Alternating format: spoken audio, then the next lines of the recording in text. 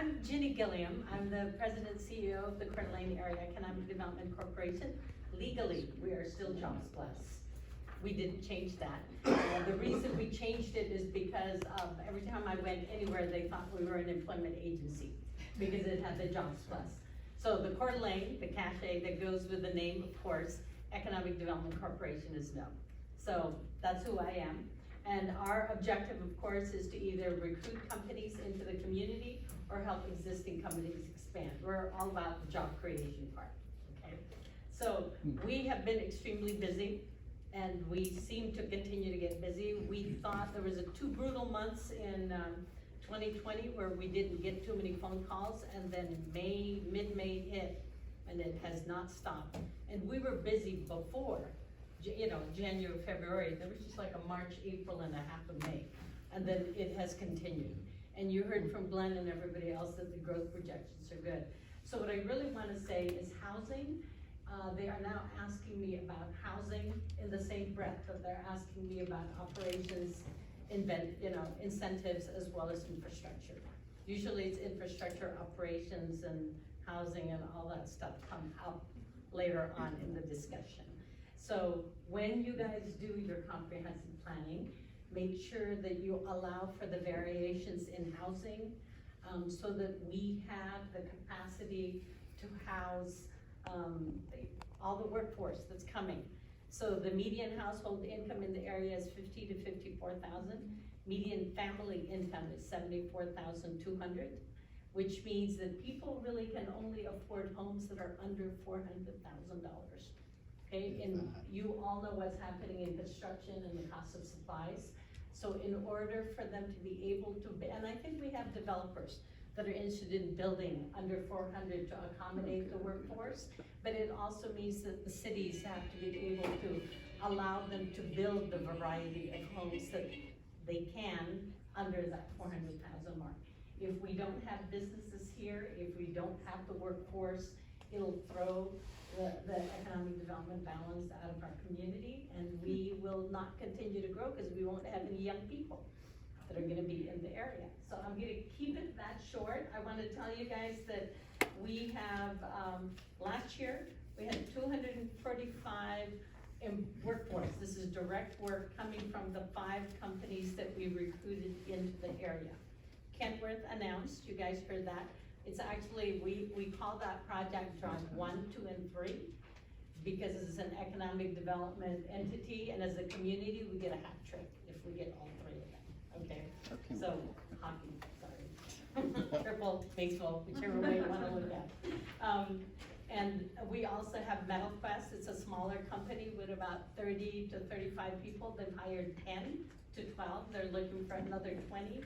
One of the questions he asked me when I saw him in January is he said, "You told me the housing market was tight when you were recruiting me.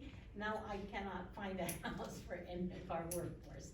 And I said, we didn't expect the pandemic to be like a strong housing market, but it turned out to be, as you all know, we made the Wall Street Journal, not exactly for what we wanted to make the Wall Street Journal for, but we're there. And it's not just us going through this, by the way, it's nationwide. There's, I think, according to Freddie and Fannie Mae, there's like 4 to 5 million housing shortage across the US. California has like 2.5 million. I don't know what the number is for our area, but it is happening nationwide. Prices are going up, and we do have developers that wanna make those $400,000 homes and under, but you need to be able to allow them to do it so that they can still make money within, what's happening with construction as well as the cost of supplies. I'm gonna keep it that short. That's great. I'm sure there's gonna be questions. I got some information from one of our local wise people around here, which we have respect for, and I'm old, so I'm different, but when I was raised, the American dream was to have your little house with the picket fence, to leave it to beaver type family thing and all that. And over the years, everybody, they wanted their own house, they wanted it on their lot, and they wanted this and that and the other thing. But I'm hearing today that some of these kids today, whether it's just because of the money or not, don't want that. They want apartments, they want, is it just because it's cheaper to do that? You know, I think those trends are actually also changing, you know, the Gen Z. Okay, whichever generation, okay. There was a time where a lot of them didn't wanna buy a home, but a lot of them are having children. They had children later because of the last recession that we had. They had to recover from that, they had to get jobs, all sorts of things like that. But I think, we have both young people and senior people buying homes in the area, if you talk to a lot of the realtors in our area. So, it's the younger, missing middle housing that we really need to figure out how to address. Because if we can't address that, we will have to stop doing what we're doing in terms of recruiting businesses into the area. And that's not something we really wanna do as a community, as a region. So if we, oh, sorry, I was gonna say, if we restricted housing, like if we put a cap on the number of building permits that we could issue a year or something like that, would that have a negative effect on our overall It will have an economics? absolutely negative effect on what we're doing on economic development. Because as it is, we don't have enough houses to house all the people that we've already recruited, or the companies, the workforce that's coming from the companies we've already recruited. I've lived here all my life, well, not quite all my life, but maybe tomorrow it's all my life. But, I was looking at the press the other day, and there was a house down on, I think it was Miller Street, was advertised for sale. And it's an older neighborhood, it's an older house, the house is probably 50, 60 years old, just a little, you know, back when I was young and growing up, maybe that was a $20,000 house.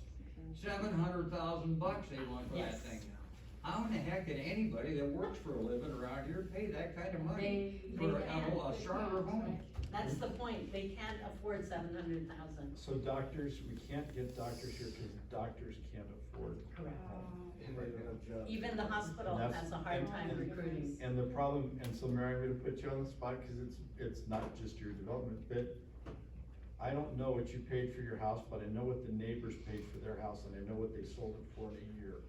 Do you wanna even share? It It'll make is. us- It is insanity to me that a 30-something-year-old kid can buy a house and in 1 year, double, Yes, Yeah. in 1 year. That's not real. that's not normal. It's not real. That's a very tight balloon. But you know what's really Crazy. sad, really quickly, and I'll shut up, but for those of us that have lived here all of our lives, it's stayed here because we loved it here, and this is our home, okay?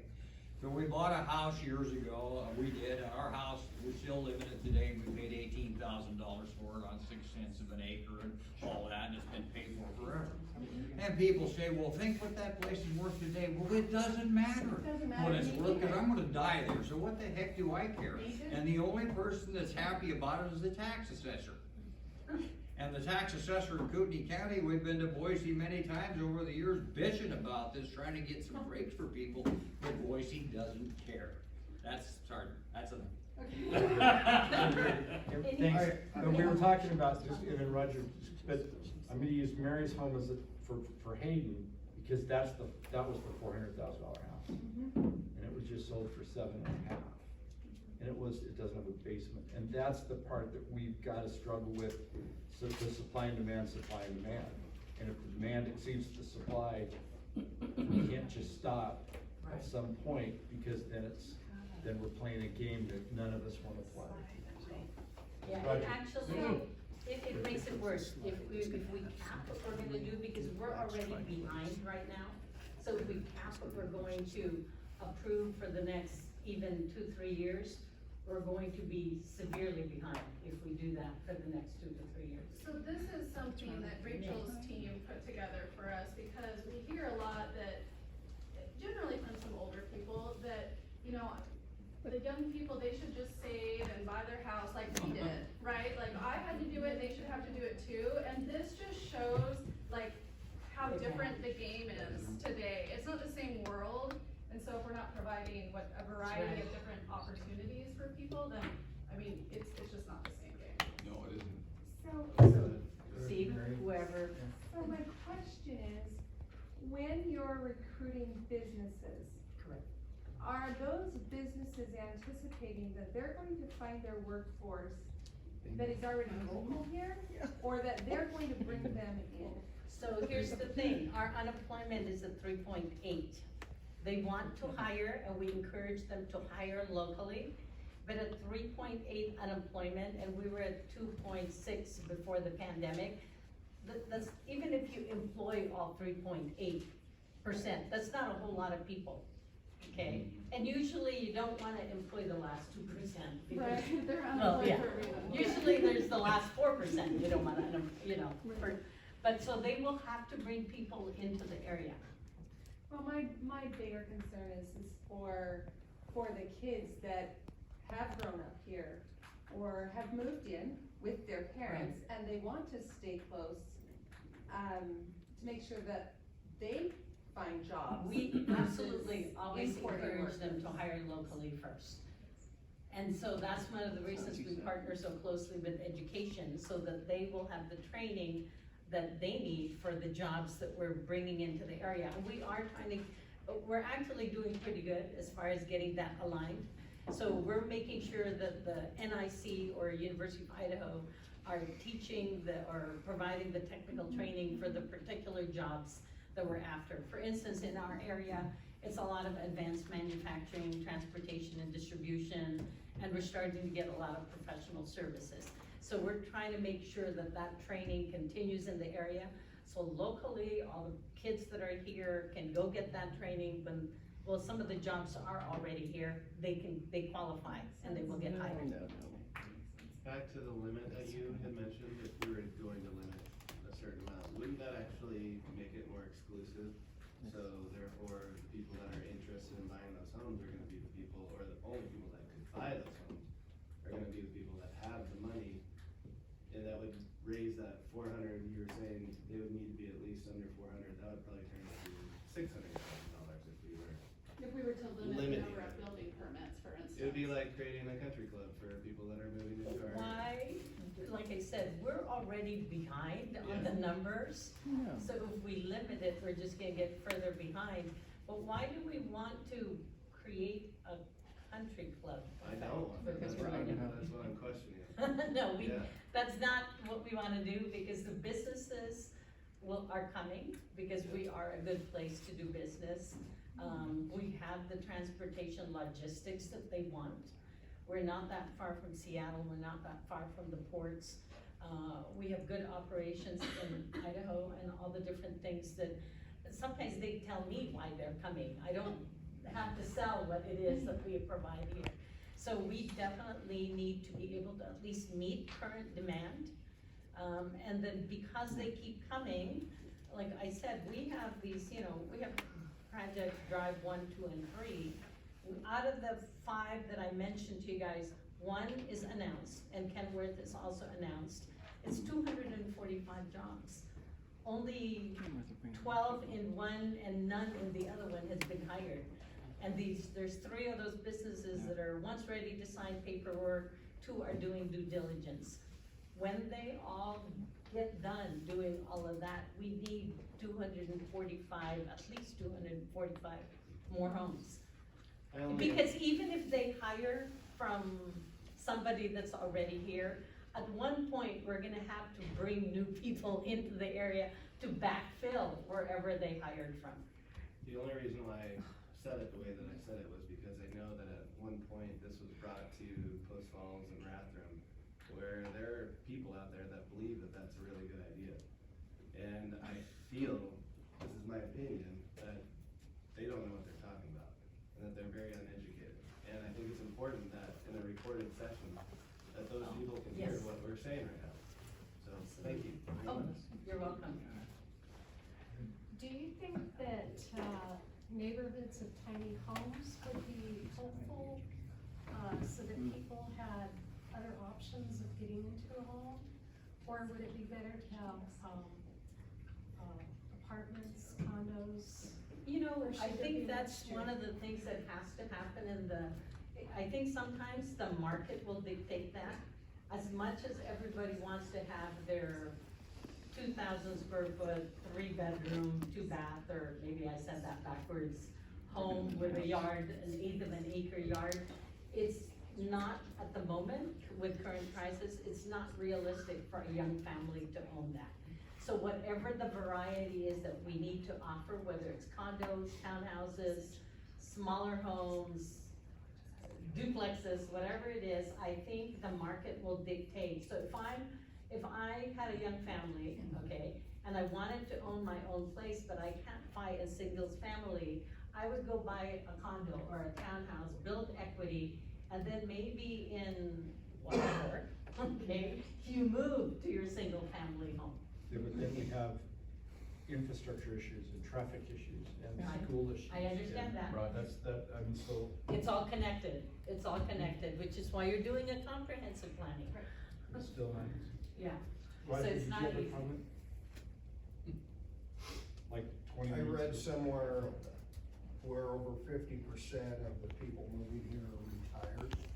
It's not quite that high, but it's a high number. So what that tells me is they're probably selling a home for much more somewhere else, Exactly. moving here, but as they move here, what that is requiring is the need for more services to support them moving here. And it's not like Idaho's the highest paying state in the world. So diversity in housing to me seems to be more and more important, because with these people, they have money, they have money, but they want the service. Correct. And the people offering the service can't buy a $700,000 home. So to me, that just says, okay, we gotta have diversity in housing. Correct, yeah.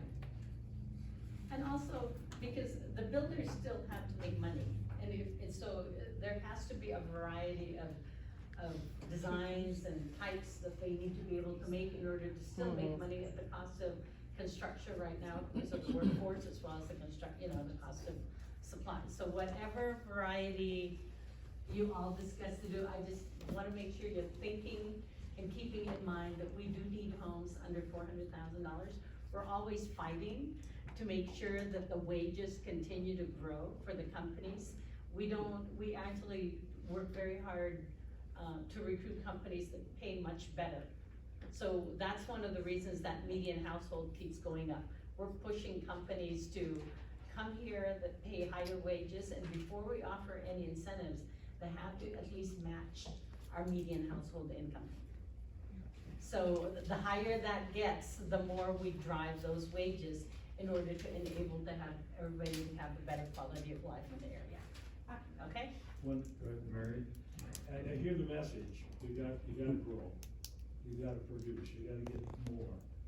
The problem is, it creates more congestion. It creates more problems for providing services, because we can't afford, to provide those services. Like, for example, we have, capital improvement plans for roads that there's no way we can even come close to meeting. So, if we have a problem now we can't fix, how are we gonna fix the problem in the future when we have all these more people here, and we're encouraging more people to come here, and we're gonna try to drive the price of houses down so there can be more people there, here? That doesn't, I can't figure that one out. Can someone explain that? I don't think we're encouraging people to move here. Well, we have jobs yes, they plus, are. they're recruiting. We're encouraging businesses. She's Well, encouraging, but job- Focus on for businesses. people that already live here to deal with Right. the unemployment, which she's encouraging. I see that, or putting people in and doing that kind of technology that can help out with that. No? No, but it's a Sir, fair. it's Well, not- are you saying we don't I have a mean- population growth? Oh, no, we obviously. Well, that's what my point is, how are we going to, any decisions we make, higher density, more people, how are we gonna keep up with that? We can't fix what we have now. But you also can't ignore the problem. It's a challenge that we have, it's a high growth challenge Like that we putting more have. people in the city, is that how we fix it? It's not like it's gonna stop, I guess is the way to put it, it's not gonna stop, okay? Just because you cap the number of houses in an area, the growth isn't gonna stop. What that will actually do is drive prices up, okay? Because the few, like you were saying, if you build a country club, the few that come here my little house that I bought 6 years ago will be worth 1.5 million shortly if we cap the number, because the ones that have the money will be able to come here, but then we're gonna be a retirement community versus a strong, thriving community with a diverse population, diverse economic development, and everything else that's happening. It's a challenge we have to address, so we have to address it. We can't ignore that it exists. Well, I see that as two issues. The issue is, how much do we wanna leave the door open for how many more people in the city of Hayden? And do the people want that? Yeah. That's the question, do they want that? Do they want to fill in every conceivable open space with homes, low-priced homes? I mean, we can't, again, I know I'm a broken record here, but we can't fix the transportation problems we have right now in the city, you know what it's like. So how are we gonna pay for it in the future if we double the population? Councilmember Roder's point, and this is for planning and zoning and everywhere else, what is our capitalization plan, 55 million? Yes. 55 million, and we have 2.8 million to pay for it, so we're already way behind. I mean, and so, it's a hard, if we get more people, then that 55 million is gonna go to 80 million, the 2.8 is gonna go to 3, and we're worse. It's a work, we're And just that's, getting. and that's the quandary, and it keeps me up at night, cause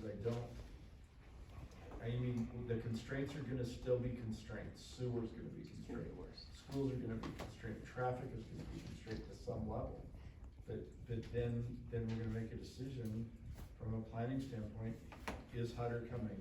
And if Hutter's coming, then we ought to have mixed and commercial there, cause I don't want homes sitting underneath a, a freeway. And then if I limit, if I say, and it's, I don't know how easy it is to say, okay, we're only gonna have 100 new homes, then what I'm doing is signing a death wish for those that are living here, even though it might not seem like it, because our home prices are going up.